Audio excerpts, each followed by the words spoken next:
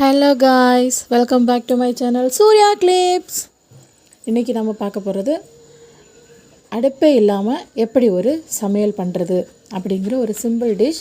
முன்னாடி பழைய காலத்தில் எங்கள் ஆச்சியெல்லாம் இருந்த காலத்தில் எங்கள் ஆச்சி எங்களுக்கு கற்றுக் கொடுத்த ஒரு டிஷ் இது.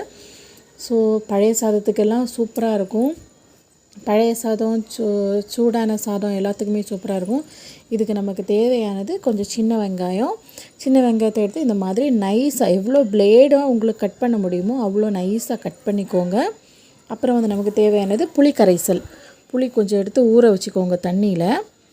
அதுக்கப்புறமா தேவையானது நமக்கு வத்தல் மிளகு நான் தீயில் காமிச்சு சுட்டு வச்சுருக்கேன்.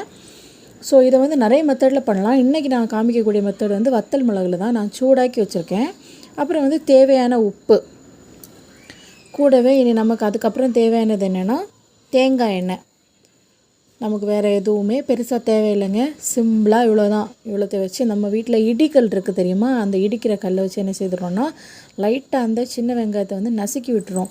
இதை நம்ம கையாலே பண்ணலாம். நான் ஏன் இடிக்கல் வச்சு பண்ணுறேன்னா, நம்ம கையால் அதை பிசையும் போது எனக்கு கையில் அந்த காரம், மிளகோட காரம் கையில் ரொம்ப நேரம் நிற்கிது. அது என்னால் தாங்க முடியல. ஸோ அதனால் நான் இதை இடிகள் வச்சு பண்ணுறேன். நீங்களும் இடிகள் வச்சு பண்ணாலும் போதும். நம்ம கையால் அதை பிணையும் போது நமக்கு கையில் அந்த காரம் தெரியும். ஸோ இது ரொம்ப பெட்டரான ஆப்ஷன். நம்ம வீட்டில் இப்போ எல்லார் வீட்லேயுமே இந்த இடிகள் இருக்குது. ஸோ இதே யூஸ் பண்ணிக்கலாம்.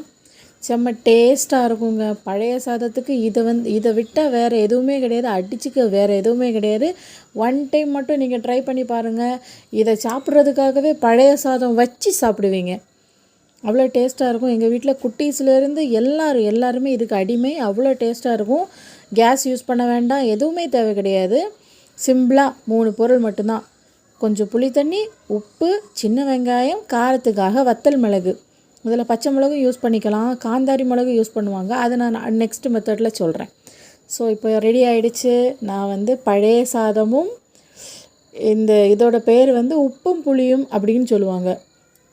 பார்க்கும்போதே நாக்கில் எச்சி ஊறுது. யாருக்கெல்லாம் இதை பார்த்தாச்சுன்னா எச்சி ஊறுதோ அவங்க கமெண்ட் பண்ணுங்கள். Like, share and subscribe my channel. செம்மையாகவே டேஸ்ட் அவ்வளோ அல்டிமேட்டாக இருக்கும். ஸோ நீங்கள் பாருங்கள், செய்து பார்த்துட்டு நிச்சயமாக கமெண்ட் பண்ணுங்கள். யாருக்கெல்லாம் பிடிச்சிருந்துன்னு பார்க்கலாம். இதை டேஸ்ட் பண்ணிவிட்டு கமெண்ட் பண்ணுங்கள். Tata bye bye. Like, share and subscribe my channel. Tata bye bye. மீண்டும் அடுத்த வீடியோவில் இன்னொரு புதிய டிஷ்ஷோடு உங்களை சந்திக்கிறேன்.